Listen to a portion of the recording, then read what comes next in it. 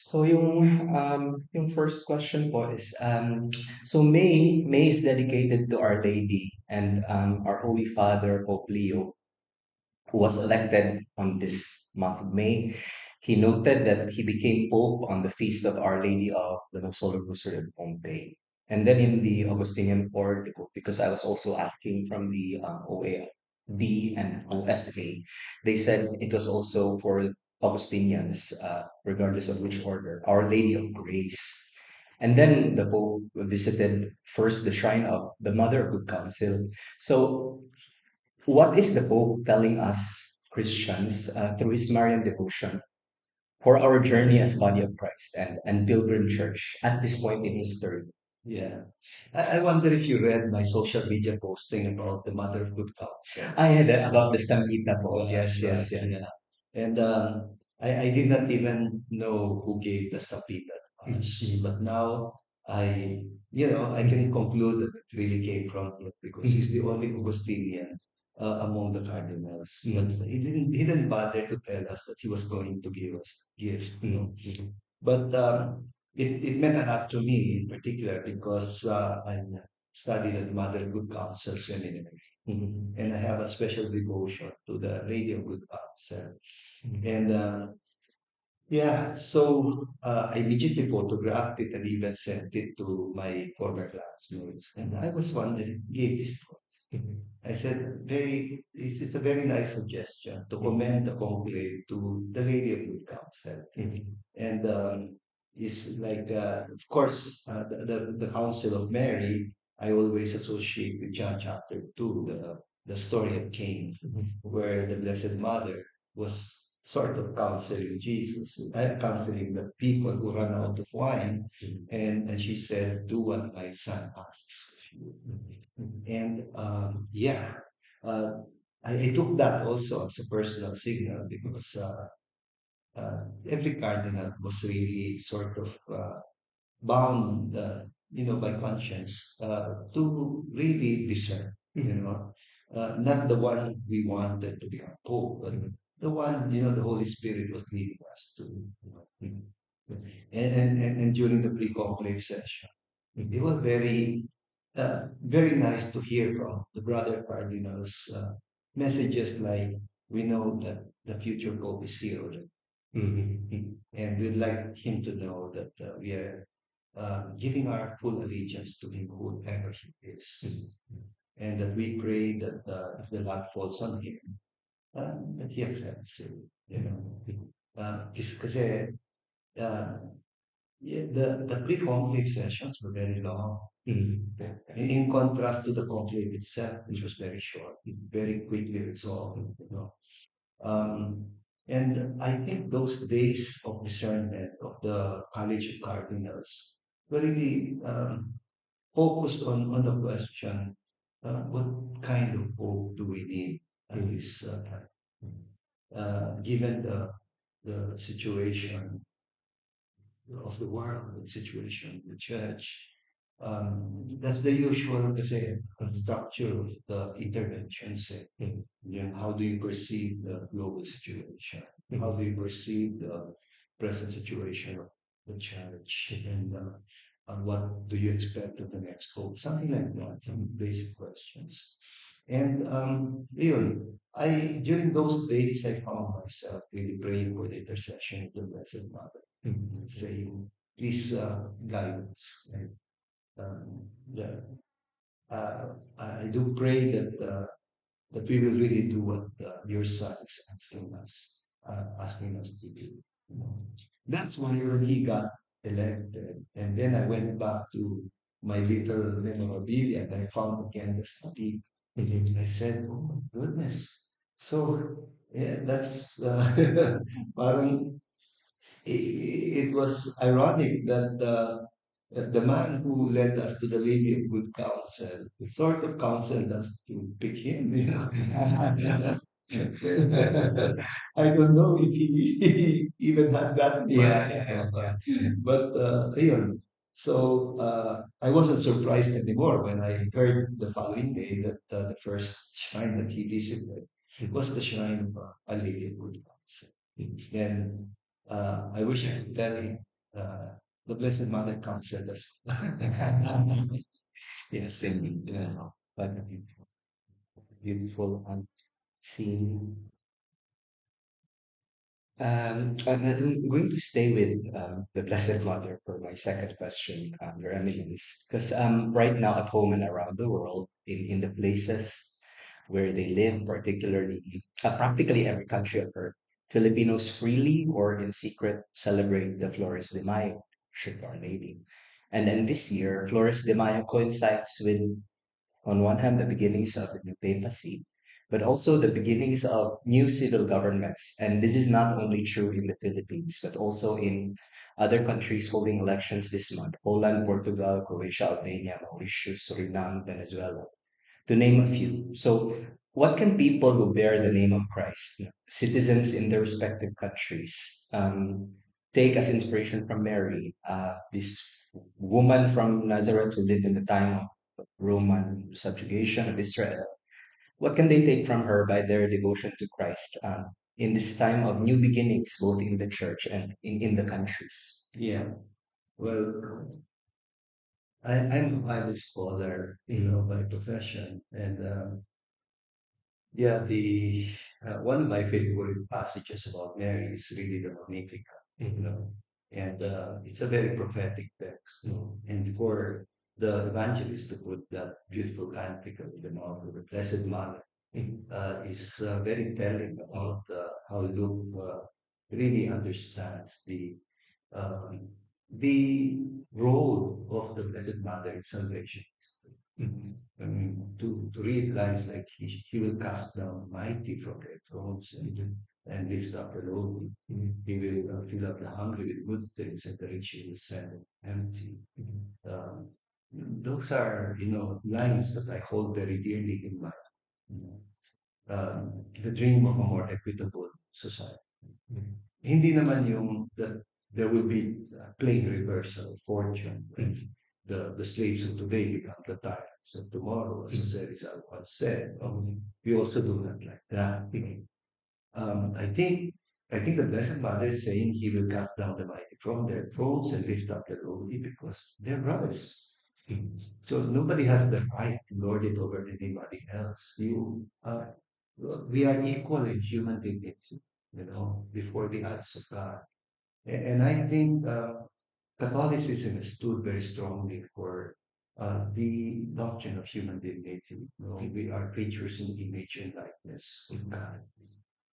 There are no masters, there are no slaves. No? And even Jesus sort of reminded his disciples that I no longer call you slaves because a slave does not know what his master is about. Instead, I call you friends. And somehow I felt that when I was, with the College of Cardinals.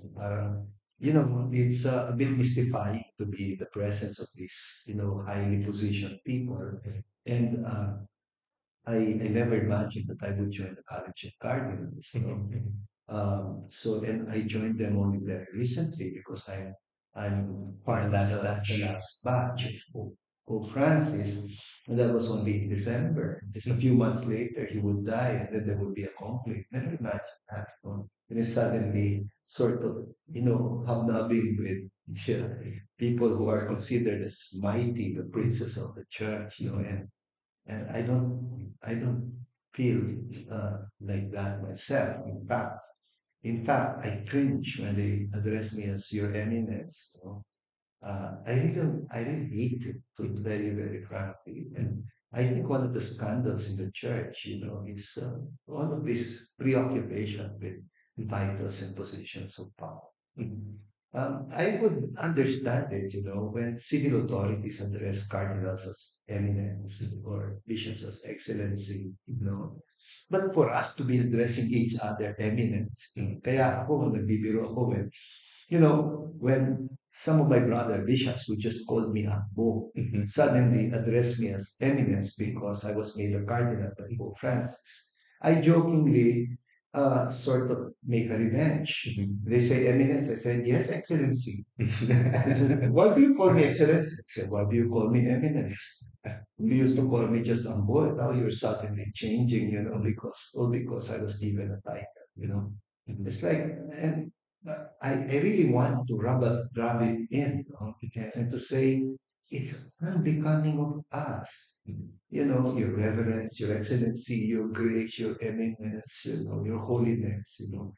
It's it's unbecoming of a community of disciples. But yeah, you know, that's one of our problems about the institutionalization of the church is part of history, you know, but not everything about tradition is worth sustaining, you know. It's important to go back to the Gospels, you know. And I think it's the Blessed Mother who will keep our feet flat on the ground, who will always remind us who we are and to do what her son asks of us. So the Blessed Mother is my inspiration. That we will be guided for as long as we are not serving that kind of sacramentality in the church where we serve as a sign and instrument of genuine unity with God and unity of all humankind, something as Lumen Gentium. You know? And so it's so refreshing suddenly when you have a pope who really emphasizes social justice, no? Peace building, you know, conflict resolution, and genuine, you know, synodality. So you can be assured that the spirit of Francis is still there without him having to act like a clone or a photocopy. Francis, because he's a different person altogether. But I think his missionary background is really a big advantage for him. Yeah. So I've always been, you know, really inspired by prophetic literature, say, unipacking area of studies, you know, in the Old Testament, in the apocalyptic literature and prophetic literature. And yeah, I think we should continue to be, you know, sort of focusing on the issue of a more equitable social justice. Thank you.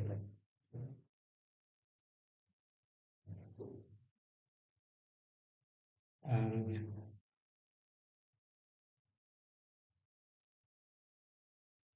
so for my third question po, so the involvement of citizens in society in the Philippines and elsewhere is now increasingly mediated by internet, social networks, Yeah, artificial intelligence, yeah, and AI. Pope Leo the 14th noted poses a huge challenge to the church and humanity. And you yourself, as senior social media, draw from time to time from AI synthesized summaries to prepare some reflections and other statements. But the Philippines and other nations are plagued by information disorders and the spread of lies and the eruption of polarization online. So, what would Pope Leo the 14th and all bishops united in communion with him expect from Christians and from people of goodwill in a world marked by hyperconnection and AI? yeah. Um, well, he said it actually to us when he preached that homily to the his brother Cardinal. You know? And one of the reasons why he chose the name Leo the 14th was because of Leo the 13th, Rerum Novarum, you know. And Leo was, you know, dealing with industrial revolution, you know, situation of social injustice that was brought about by industrial revolution and the oppression of working class citizens, you know, and all that.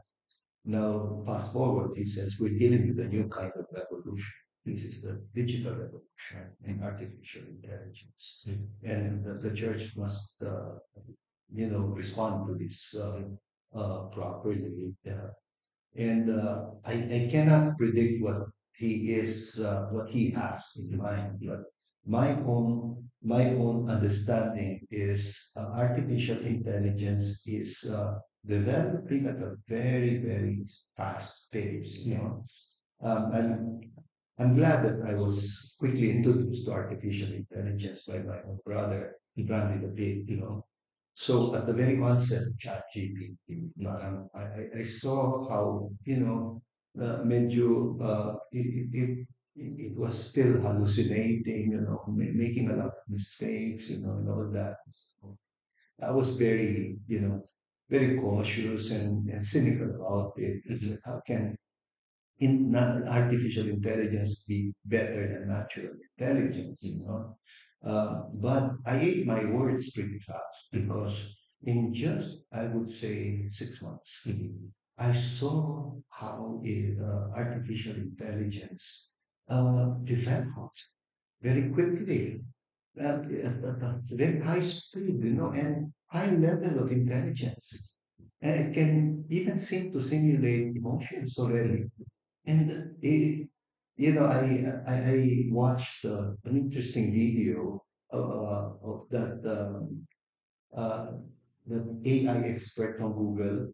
Trying to recall his name. It was a talk show, a one-on-one talk show, and he was explaining why he sort of resigned from the post, and was starting to get worried uh, when AI was growing by leaps and bounds, and he said that there's no restraining it, and how vulnerable the users are because it can be used for anything. Yeah.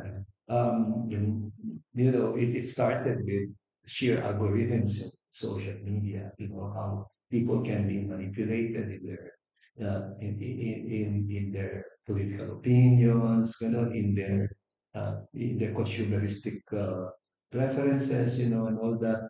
But that's really just the tip of the iceberg. You said it's more alarming than that. So, and he made me imagine AI as a little child that is super intelligent, and that the user must imagine himself as a parent to AI, and said, "Be a good parent."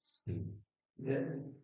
Just as you want to raise your child to be well mannered, then do that as well with AI because it can only pick it up from you. And like the sheer use of ChatGPT, talk to it with a lot of respect. It will talk back to you with a lot of respect also. Talk to it in Tagalog with po, and it will answer you with po. Ganun, no? And then sort of say, it's not good to do that, like um, yes, you don't allow yourself to be used for disinformation. It's very unethical. Yeah.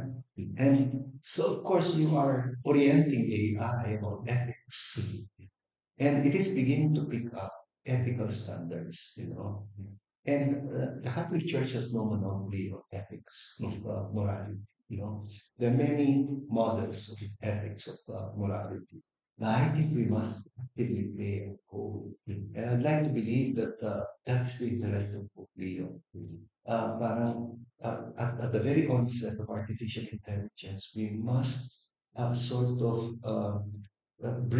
get our act together in order to make sure that we infuse clear ethical standards in the use of artificial intelligence.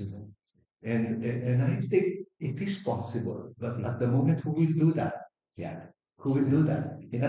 And I think in a context in which globalization is crumbling, because of the rise of nationalism again, and protectionism, with populist leaders, going against what the very institutions that they created. Because I think of globalization as something invented by Americans and Europeans, and now it's like you're disowning your own child. And and the global institutions are crumbling. United Nations, the World Trade Federation, etc. They're crumbling. And I think the last global institution that remains is really the church. And I'd like to believe that that's the reason why everybody had his or her eye on that little chimney. It was very touching for me to observe international media so interested in the conclave, the election of the leader of the Roman Catholic Church. Why does it matter to them? Then I think they do recognize that the Catholic Church is a global institution, and that it is a harbinger of a global culture that is not exactly the same as the global culture being pushed by, let's say, a capitalistic, imperialistic kind of globalization that is that foments inequalities in society. You know? Then maybe there is something the Catholic Church really can share. You know? And when you look at the kind of documents, the social teachings of the church, no, and Pope Francis already dealt with artificial intelligence, and there was a good document, but I think it was written too soon, because it is still developing, every day. I think it's got, think of just another 6 months more from here on. I cannot imagine anymore what it will do, what it can reach. I have a brother who's an urban planner. He's a retired architect, but he's good, but he's a bit techy. And, I asked him, would you be able to help me redesign these old buildings? Because I want to repurpose them. And we cannot spend more than 60 million. I said, I know that's not much money, but and he said, okay, I'm already retired. I cannot sign. I'll find an architect for you, but let's do it on AI. He said, and he was ChatGPT. Nag-input lang siya about the dimensions and all, the budget, the amenities that will be part of this structure, and then and said he would have to add another 10 million if you want a conference room, that was mind-boggling. And he said, you see what it can do? He said, uh, you know, on the one hand, you will feel insecure that we'll run out of, we lose our jobs because we can do it better than you know. But on the other hand, it can make us more efficient, he said. It's like one person can do a lot of things. So it's also enabling humanity, to do a lot more. And I do remember when the calculator was invented, there was the same reaction, from elderly people saying, "Oh, we'll never learn mathematics," that. Not true. And then the computer came in. And from analog we went to digital, and all of that, came so naturally. And the revolution is continuing. But I'm not pessimistic about it. Um, so I think the input of the church is very, very relevant. And I'm glad that Pope Leo is looking at it in a positive light. Coffee break before it gets cold. Yes, oh, man.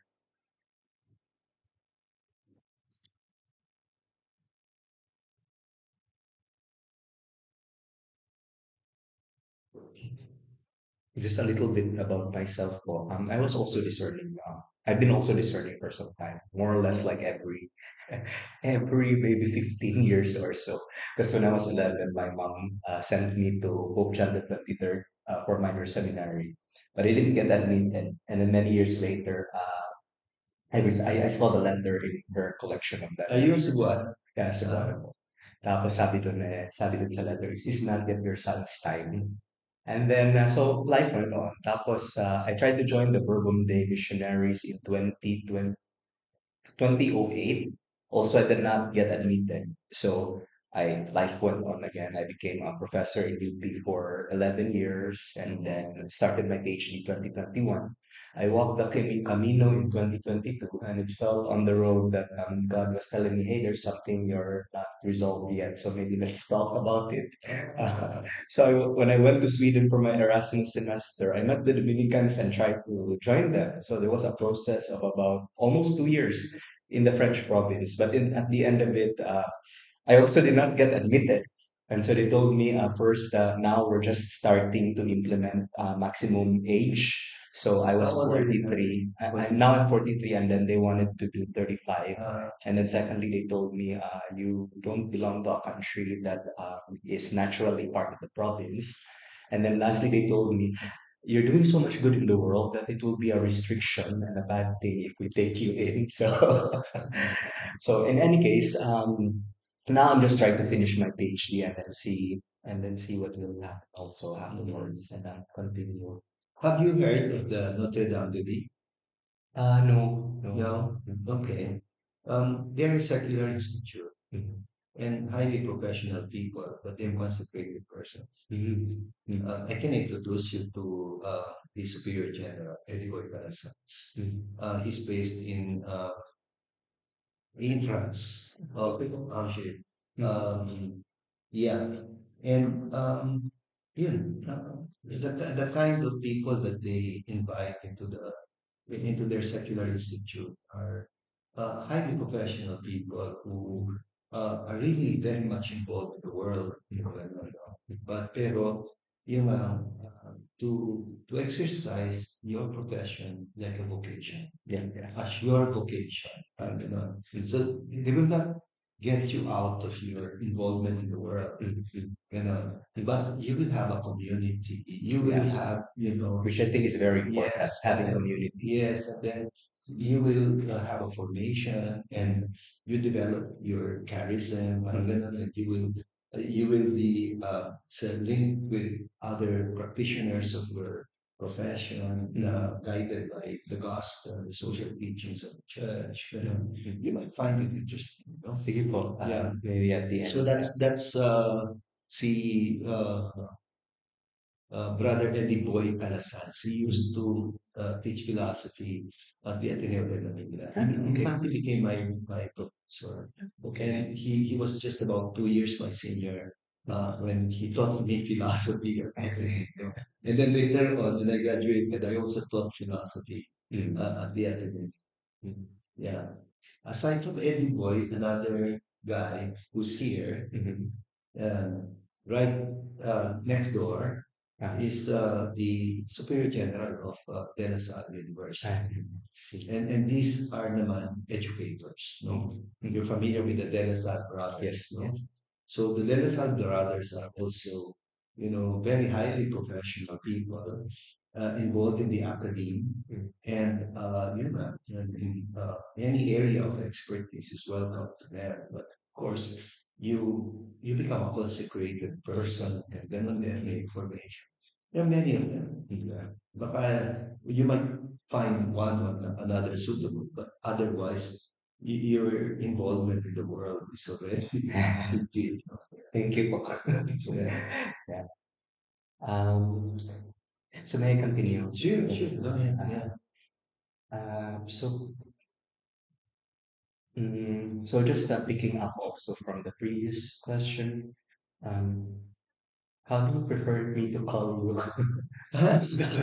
You can say Cardinal Ambo. Yeah, Okay, that's good enough. Cardinal Ambo. Yeah. So in our hyper connected world, information it's spreading at lightning speed. And for example, the world knows the records of many bishops and cardinals Yeah. in handling complaints of abuse by church workers, including Yeah. clerics.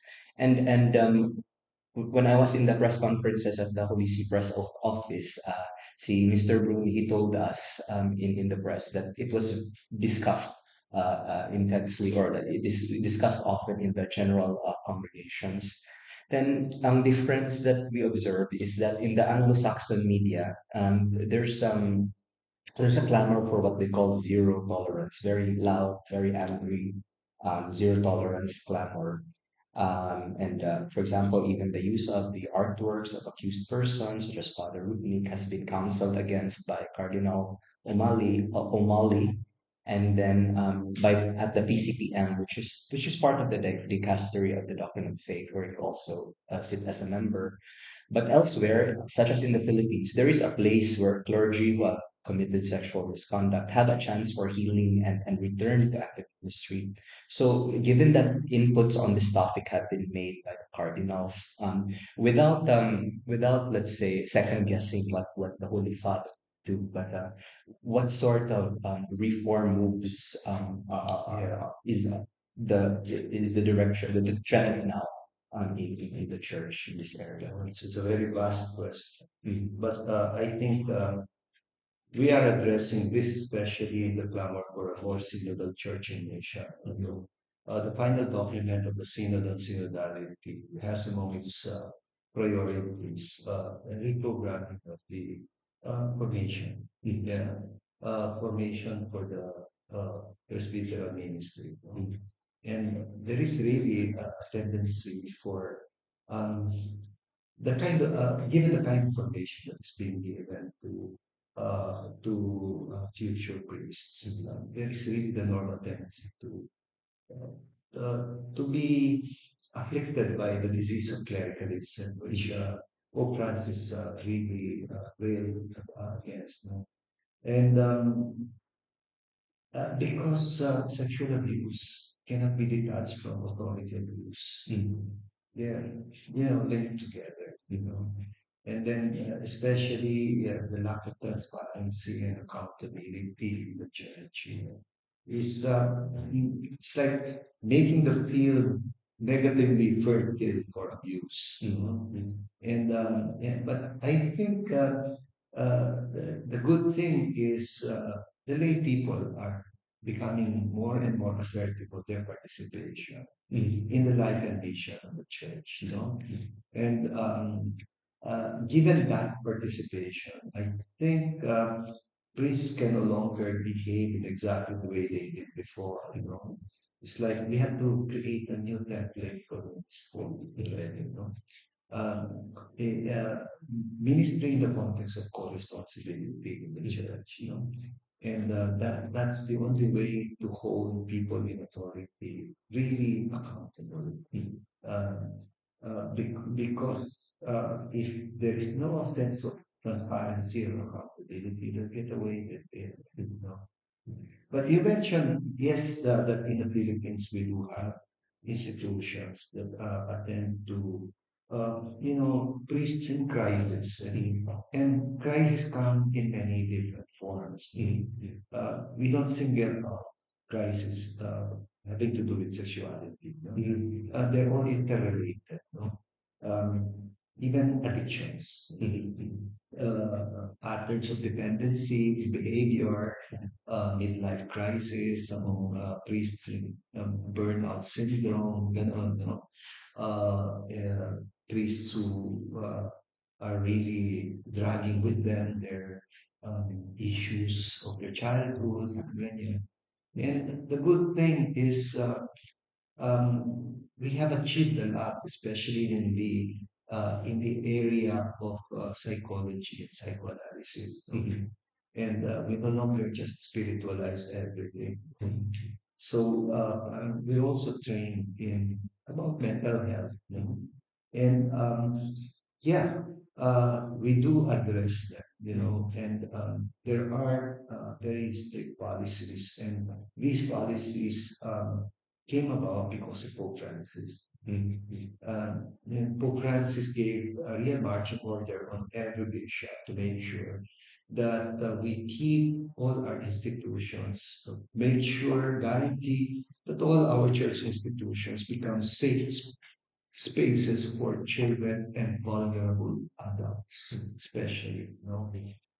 That kind of abuse is intolerable. Yeah.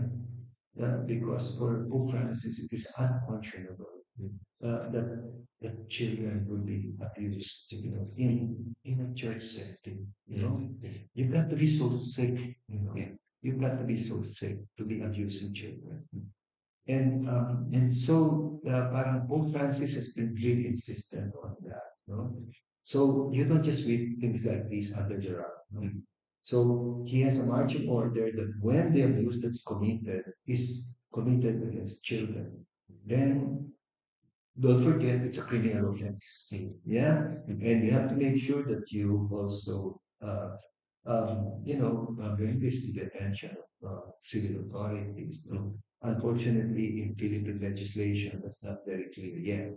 But in American and European setting, it's automatic. That the bishop can be criminally liable if he does not bring it to the attention of civil authorities, especially when the crime that's committed is against children. No? And but in the Philippine setting kasi I don't know, parang yung sexual abuse of children doesn't seem to be as prevalent as the involvement of some clerics with consenting adults. Parang ganon, no? Whether heterosexual or homosexual involvement. No?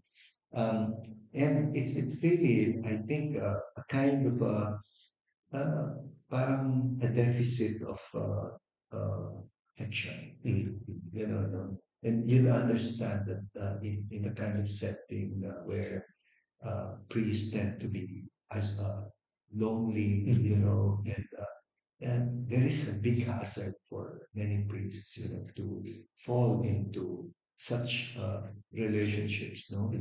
And usually, parang they'd say, I fell in love, mga ganyan, or there's mutuality, you know, things like this. But there's also a gray area about abuse there because you are in a position of authority. And if the person, even if that person is an adult, if that person happens to be working for you, or that person happens to be a parishioner, you know, it can be classified as a vulnerable you know, and it's an abuse of authority, you know. No?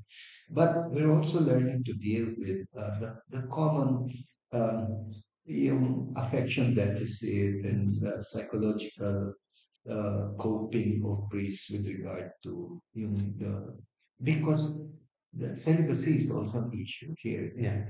And I have a different perspective on this myself. You know? And what opened my eyes to the issue of celibacy was my interaction with fellow Catholics of the Oriental rites. Roman Catholics, kasi especially in the Philippines, are only familiar with the Western, the Roman rite, the Western Occidental tradition, no? Where celibacy is obligatory, where all the except for the permanent diaconate, you know, the ordained ministry is really exclusive to celibate candidates, no? But through my exposure to synods like that, you know, I began to interact with, let's say, the Maronites, the Chaldean rites, the Ukrainian rites, you know, the Ethiopian rite, um, uh, and I was surprised that they had married presbyters. Some even have married bishops. Yeah. And they're Catholic. Yeah, exactly. Yeah, they're Catholic. They're fully Catholic. They're in communion with Rome, you know. But of course, Rome respects their traditions. Yeah. But it so happens that the Western tradition, Roman Rite, you know, is still very intolerant of that. You know.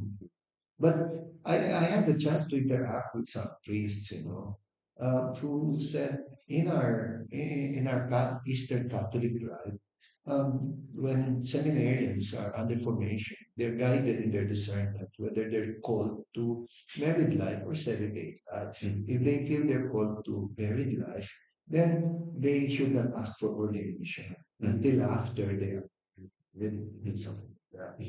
And you know, they're together with other with celibates and non-celibates, you know, are formed together. You know, there's an interaction. And they said the non-celibates among them are about 80%, you know, in some Oriental Rite Catholics, you know, and only about 20% celibates, you know. And I said, look at us in the Catholic Church, you know, we have been seminarians. And then, of course, we're supposed to, you cannot say, strictly speaking, you cannot say they were forced to embrace celibacy because you know that the Roman Catholic priesthood is celibate, exclusively celibate.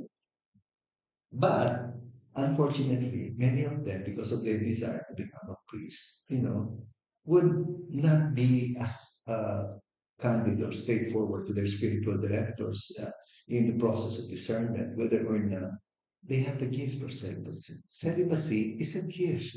And some people may be called for the ministry, but not for celibate life. And it's a good thing we've introduced already permanent diaconate. But the fact that we made it permanent means we're still not opening the doors for married candidates for the presbyteral and episcopal ministry.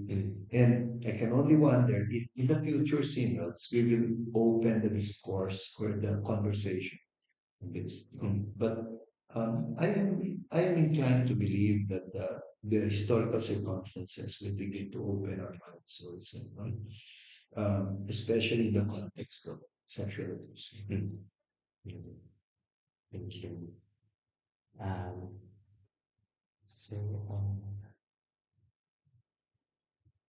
yeah, the last, I think the last three questions or, um, yeah. I forgot to mention also.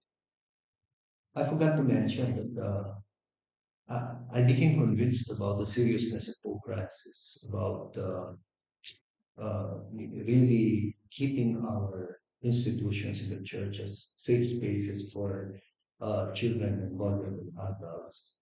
When I started to hear about bishops being relieved from their positions, it's like it says, if you cannot hold your priests accountable, then maybe you should not stay in that ministry. And he really did it.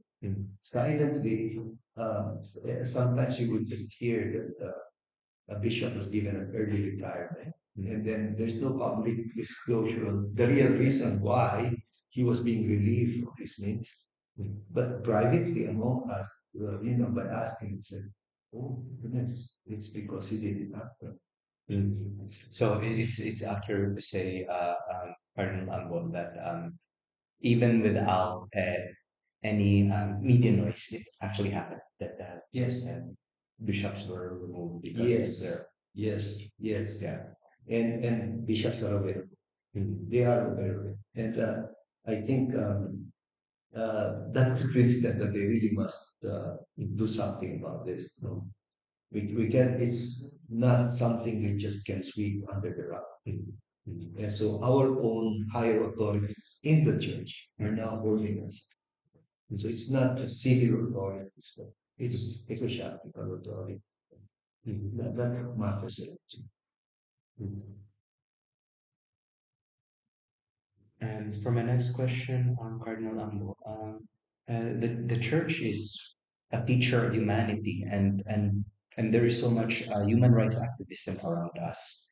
But but now the dominant secular human rights paradigm includes rights to self-defense or public order that are invoked in starting wars or mass killings, or reproductive rights that erase the unborn and compromise women and men's well-being, or the right to choose a biologically inconsistent gender, or freedoms of choice backed by legislation or laws to end life through death penalty or euthanasia or abortion, or to make or to break marriages through divorce, or to attempt to introduce same-sex marriages, or even rights for economic development that are approved by law but which practically legalize ecological ruin. So, in this in the face of this dominant secular conception of human rights, with the church being a teacher, a master of humanity, do you think authentic humanism still has a chance? And why do you think so? Yeah. To project the church as a teacher of humanity is a bit triumphalistic. Um, yeah, it's good to think of the church that way. But well, many secular people don't think of it that way. Like I have a brother who's uh, Randy David is a professor of sociology at the University of the Philippines. He's an emeritus, and he's a very secular person. And he he's a very ethical person, but he sometimes reminds me that we do not have a monopoly of ethics.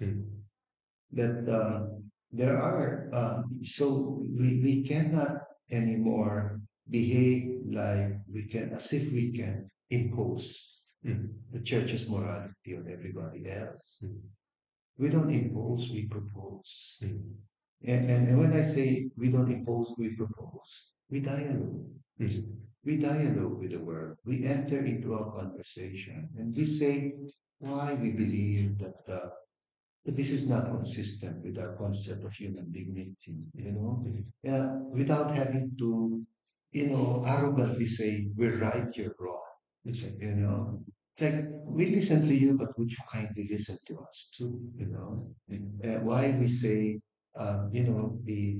what you call the unborn is a human being already, and that the mother is primarily the first protector of the child in the womb, And when it is the mother herself who decides to get rid of the child in her womb, she's damaging not only the child but herself, herself. And I have seen many women really who are scarred for life, for committing abortion. And sometimes they would confess it and confess it and confess it all over again. It's like they're not really healed. Even if you give them the absolution many That's right. times. Yeah, yeah. Sometimes I have to ask the question, have you confessed this before? And they would say yes, yeah. And so the person is still not healed, he's say. It's like it's one thing to be forgiven by God, another thing to forgive yourself. And there's not much we can do about that. It's a psychological issue. It's a mental health issue. But like I said, we don't impose. It's like it's like saying, with all due respect to your own ethical standards, maybe can we talk about it. Or even debate is probably not the right word because debate is I'm right, you're wrong, that kind of respect. It's more the similar approach for us is entering into a conversation of the spirit. And by entering into a conversation of the spirit with humility, a willingness to listen, and not prejudge the person. For all you know, you will be able to meet some points of convergence. And that's the wisdom that Pope Francis introduced through synodality. To painstakingly listen and dialogue. Yeah. Dialogue is two-way. It cannot be, I will tell you what morality is. It's I'd like to listen to you. Where are you coming from? Why do you believe this? And I will suspend my judgment about it, but I'd like to know why you think the way you think. And then for all somewhere, somehow, you will be arriving at certain points of convergence while it's becoming clear what the points of divergence are. And when there are points of divergence, it only means you have to carry on with the conversation. You don't close the doors. That's what's most important, says Pope Francis. No? That's why hindi ba it's so evident that Pope Francis, parang in spite of the fact that he's being vilified as a progressive, as a liberal, changing basic Catholic doctrine. He is just saying let's not prejudge people. Yeah, let's treat them as sons and daughters of God too. Let us widen the spaces of our fence. And I usually think of John chapter 14, where Jesus said, in my Father's house. Yeah, yes, there are many.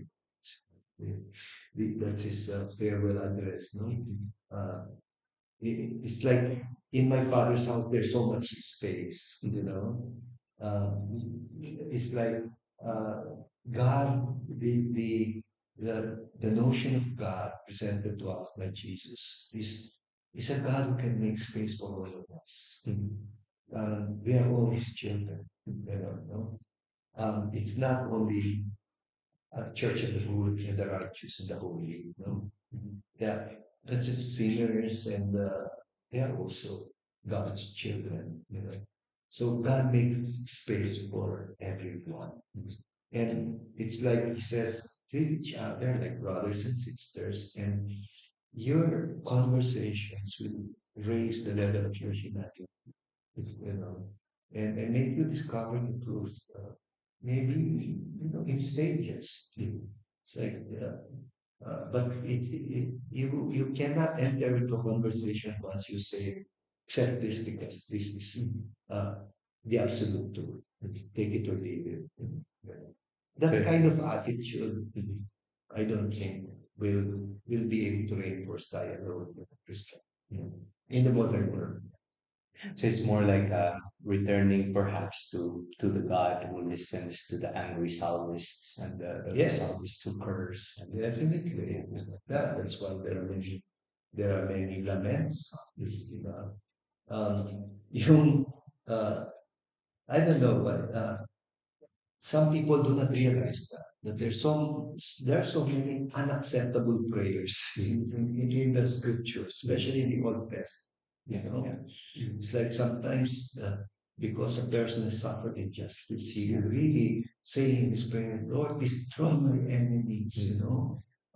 Make sure that they, even Psalm 137, may the time come when people will take your babies and dash their heads against their rocks. The first time I read that, I cringed and I said, like, this is so, how could this even land in the scriptures? And then by studying the scriptures, I discovered that that was what was done to the Jews in exile. Some of them suffered such indignities. It's like at least they verbalize it. The violence that is in their heart, they verbalize it in prayer, and that's the first stage of not doing it. Meaning, ipagpasa Diyos mo. It's like you don't take the law in your hand, let God do it. Now, whether or not God will take your suggestion is something else. yeah. But being allowed to verbalize your pain, about suffering so much injustice, is that I think that was my point also during the time of the drug war in the Philippines. It's like when it was so painful to hear people agreeing with the president who said you can just get rid of addicts, because they're pests in society. Something like that. And then he said, no, sir. Yeah, even criminals have human rights, and they're also children of God. And it's painful when you see people agreeing with that kind of perspective. And I would understand that maybe there are people who have suffered, from criminality, and they say the only way to get back, take revenge is make sure that they also, just get rid of them, something like that. You never know where people are from, right? That lowers our humanity. I'll never desire the destruction, even of your worst enemy. Always look at your fellow human beings as fellow sufferers. Yeah. And when they're acting out something in a very wicked way, you ask, what's his problem? I think that's, di ba parang, it's a very common question. What's your problem? What is his problem? What's wrong? Something's wrong. So you don't accept inhumane behavior, but you don't just judge the person and say he's evil, because I think it's a blasphemy against God to call any human being evil for whatever evil action they're capable of committing. I think Christian theology is superior in that regard. Uh, we, we distinguish between person. Yeah. Um, yeah, you say he committed something evil, and you don't say he is an evil person. He, we are all by nature good, but you never know what evil things even the best, even good people can do because of their upbringing, because of circumstances in life, because of mental health issues, because of many possible factors. That makes you merciful. Uh, yeah, and uh, it's part of the mystery of salvation. Like, which is why God lets the sun shine and On the good and the bad. You're all His children. Yes, yeah, and you know what?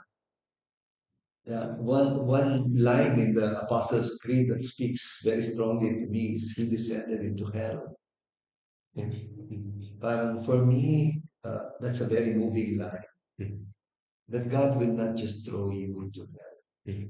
Even if you make a hell of your life, He suffers with you. So it's not true that God enjoys the suffering of those who find themselves in hell. And figuratively, people are capable of making a hell of their lives. But what would Jesus do? He would descend into hell for them. That's what the cross is about. He will embrace the passion and death. That's what redemption is about. I usually make a distinction between salvation and redemption. I say salvation is generic, redemption is very specific. Salvation presupposes that the good are saved and the wicked are punished. But redemption is when you work for the salvation even of sinners. Then you have to be ready to suffer for that. You pay the price. And the one who pays the price is God. And that's the act of redemption. It's not cheap salvation, it's salvation with a price. And because God is love, and people who love are ready to suffer for people they love. And I have seen that in many of the parents who had children who suffered addiction. Sometimes, because I put up a community-based drug rehab program in the Diocese of Collegio, sometimes some mothers would come to me pleading that I admit their children into our program because they were afraid that they would be killed, during the drug war.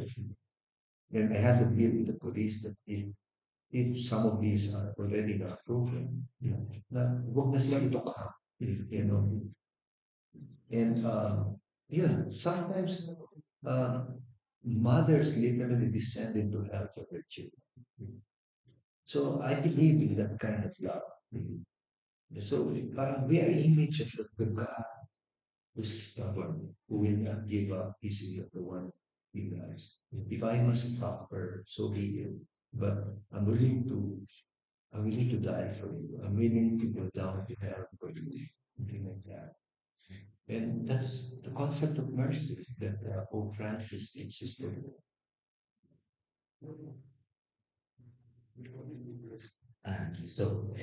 Cardinal, we're down to our last two. Our number six is a sort of nationalism has been hard to deflect among many who follow the conclave. So such that a cardinal's nationality remains a feature of standard profiles of persons who could possibly lead the church as pope. And some quarters are even speculating nowadays that a US pope has been elected as a counterweight to the current president of the US. But and perhaps if you could tie this together, what were your prayerfully discerned criteria for selecting the pope, and how does hopefully fulfill the guidelines that you personally received in prayer. Yeah, I do not know about the nationalism issue because we're very universal, we're very international.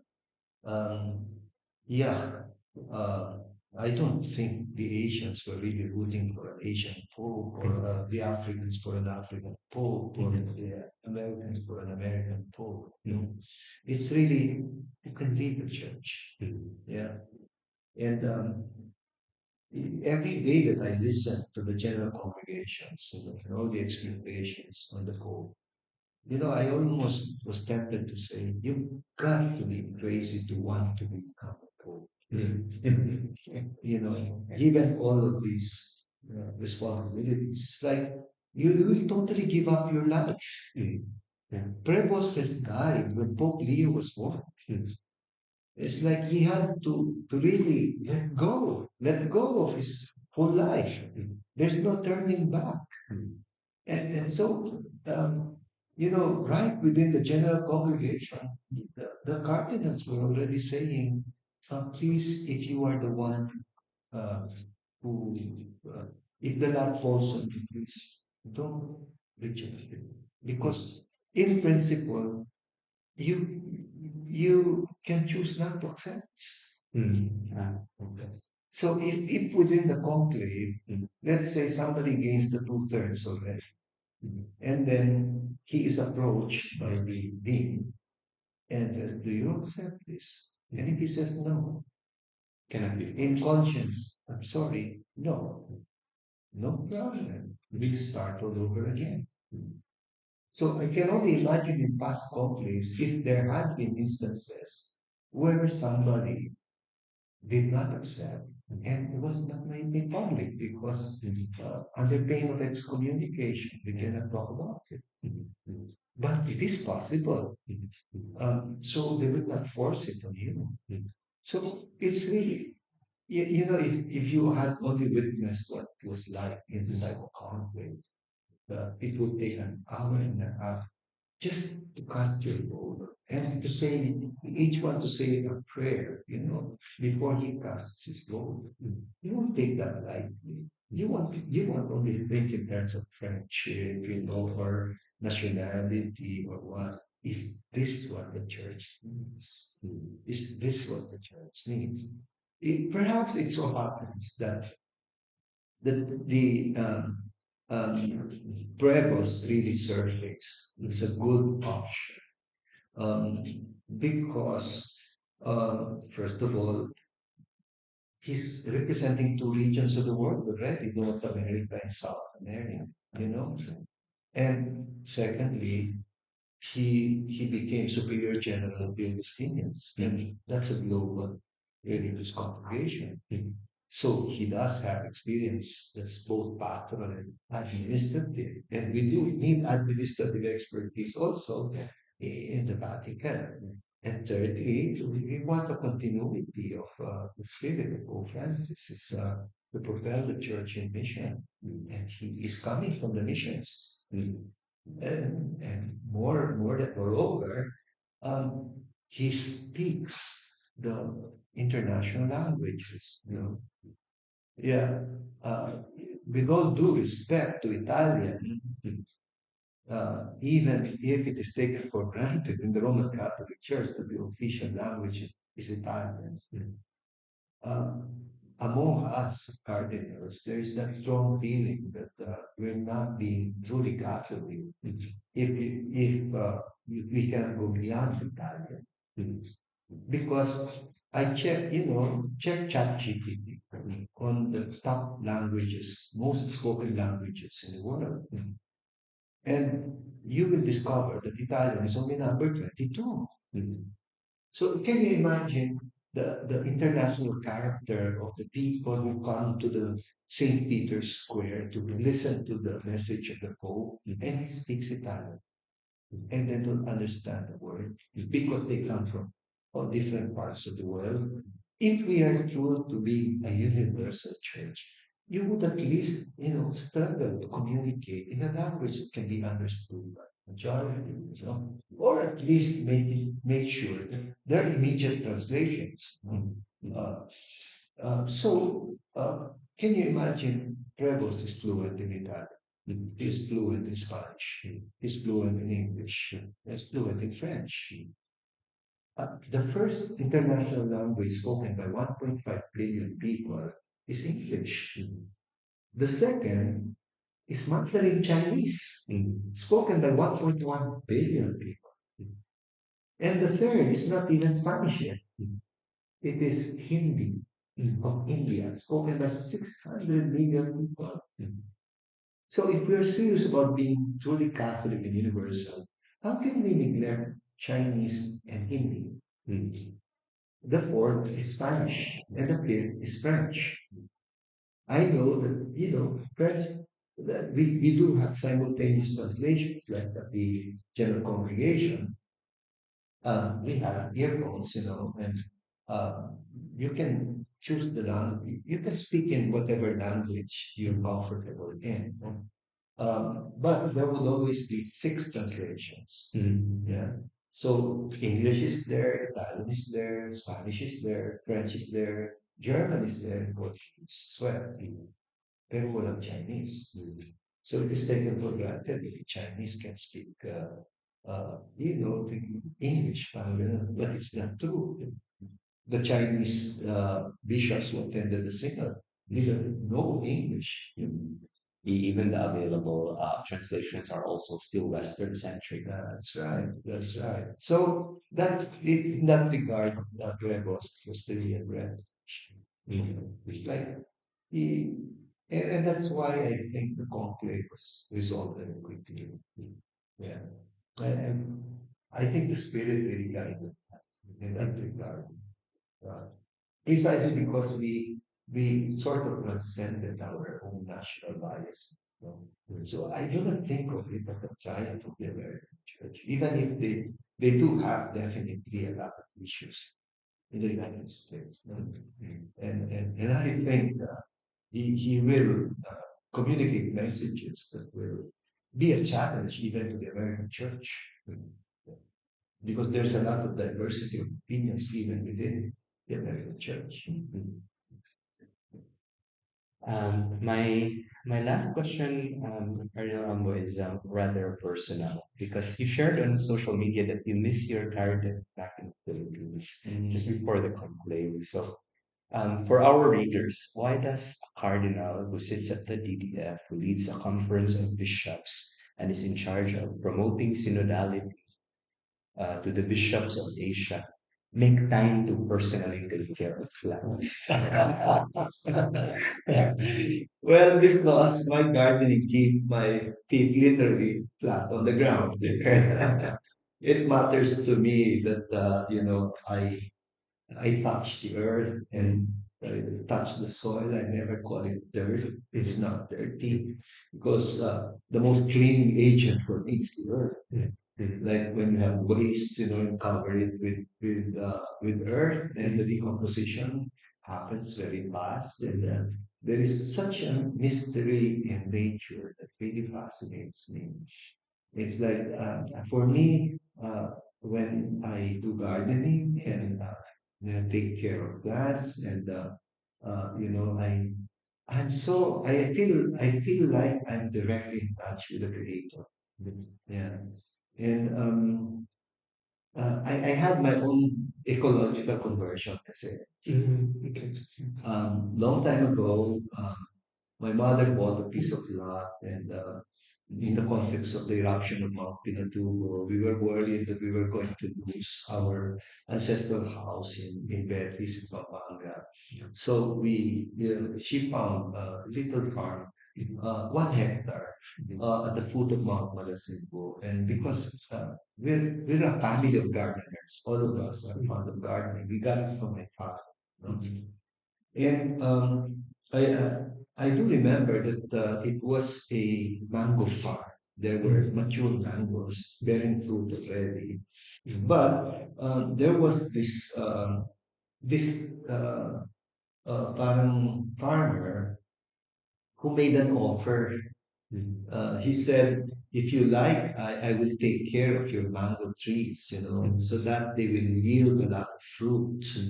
And so you don't have to work very hard. Let's make a deal. Let's say it's 60-40 because I'm going to spend on the equipment. He said, on everything needed to make them bear fruit. I get 60, you get 40. So I will deliver, crates and crates of fruit to your home, and you can just distribute to your family, or you may sell it if you want. I said, all right.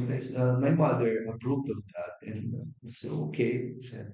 And then one day I went to the farm, and this man said, please don't enter yet because we have just sprayed chemicals, pesticides. He said. I said, what kind of pesticides? Oh, very strong ones to make sure that the flowers of the mangoes will really prosper. Yeah, because that's a common problem, you know. They flower and then the blossoms drop and they don't bear fruit, you know. But if you, because of the pests, because of the insect, yeah. So if you kill all the insects, then you're sure that they will turn into fruits, you know. And I looked at the chemicals and I researched the chemicals and they were prohibited chemicals even in the Philippines, no? And I was already wondering, I said, oh my God, I didn't know this is what they do to the apples. You know, that they really that the overuse of fertilizer, chemical pesticides, you know, even the prohibited chemicals. So I entered the farm afterwards, and what I saw was a virtual master. Mm. I saw butterflies and bees and lizards and birds all dead. Yeah. And I felt such a deep remorse. And I said, "See, we committed a criminal offense." And the man, you know, and he was just casually saying, no, no, no, our chemical is so effective, you know, you'll be assured that you will have boxes and boxes of mangoes. And I don't care anymore about mangoes. I said, if this is if this is the kind of, so I told my mother, I said, I do not want this repeated next year anymore. Please let me take care of the farm myself. I don't want chemicals to really touch the animals. I want us to be more respectful of nature. And because I had read the book of Masanobu Fukuoka, One Straw Revolution. He won the our version of the Nobel Prize in Southeast Asia, the Magsaysay Award. This Japanese was a promoter of natural farming and the philosophy of it. And I read that book by Masadomi Fukuoka. Really made me fall more in love with nature um, and from that day on I became ecological advocate. So, it's very prominent in my consciousness. And that's why I also fell in love with Pope Francis when Pope Francis wrote Laudato Si. At the start, I was already very happy about what he was saying, Jelly Gaudium, Tutti, you know, but when he wrote Laudato Si, I said, this is really a no nonsense kind of poem. I haven't seen the church leader that determined about confronting global warming, climate change, the climate crisis, you know, and the intergenerational justice. And that was very edifying for me. Mhm. You had your Laudato Si moment long before that. Oh yes, long before that. See, it's why when I became parish priest, one of the first things that I did was sagip sapang balem, you know, in Angeles City, because I found out that Angeles was starting to have a crisis with regard to water supply. And the only watershed nearby was in Sacandato. And that watershed was a natural spring that flowed through the Sacambalen. But the Sacambalen had been made into a dump site for garbage by people, you know. So I started mobilizing people to clean up the Sacambalen. Say, please, yeah. And some elderly people would tell me that when they were young, they were still, you know, taking a bath in the Sapang because the water was spring water, you know, and they had shrimps and fresh fish, you know, there. It's like a brook, you know, meandering like that, you know, and it was turning to garbage now, you know. But I couldn't stop people from dumping garbage. I went to the extent of one time delivering a homily and even threatening people and saying, I put a curse on the Sakong Balen. I said, on whoever whoever dumps garbage in Sacramento said, I will tell you, you will suffer misfortunes. I said, yeah, nature will have a way of getting back, something like that, you know. It's like, ang mga Pilipino, you know, takot sa sumpa. Yeah, yeah, yeah. That. Actually, that's yung sumpa. Okay. Oh, Cardinal Ambo, thank you so much. That Ay, was hindi siya cookie or pastry. yeah. Hindi ko naubos. Yeah. I'll finish it now. Uh, Thank you so much for. I really enjoyed the conversation. Ano lang po, just to kind of temper expectations. Editors usually cut things, so Of course, I know. I know. Totoo naman mamimili ka lang talaga sa that's a, that's a very common thing. And yeah, I have many journalist friends. You know, I try to, you know, see Father Greg Eston. Kasi, you know, my brother cardinals were a bit allergic to press people, media people, and gano'n. So, may tipong pinagtataguan. Sabi ko, Father Greg, you welcome the media people. Can you imagine? They are interested in the church. And so if you don't guide them, if you don't give them an input, they'll invent anything. Might as well guide them. yes, actually, Yeah, yeah, no press con means a lot of rumors swirl. that's true. That's true. Yeah, no. Yeah. Even Jessica Soho. Yeah, I saw her. Yeah, and then and Corina Sanchez. I tested them. And especially when they raised the question about a very secretive conclave. You know what? Sabi ko sa what we do inside is not secret. I suggest that you download the Apostolic Constitution. Is it available? It's been available forever. See, I was able to test that they didn't do enough research. But there's no use embarrassing them about it. There's no use sort of uh, preaching to them and saying, if you're a good journalist, you'll do your If you research. had done your work, you wouldn't be Yes. asking this. Yes, because then you will ask more sensible questions. Yeah. Just read through the rules of the conclave. Yeah. That's enough. It can guide you already. There's nothing secret about it. Yeah. What we do, what we say, how we cast our votes, and the scrutineers, the ones who will control them, and how they will be strung together and put in the oven to be burned, and how they produce a black smoke, and what it takes to produce a white smoke. Hindi lang namin ma-disclose numbers and personalities. But all else Everything else is open. Yeah. So and then for really keen observers, quite accurate conjectures can actually be done. Yeah.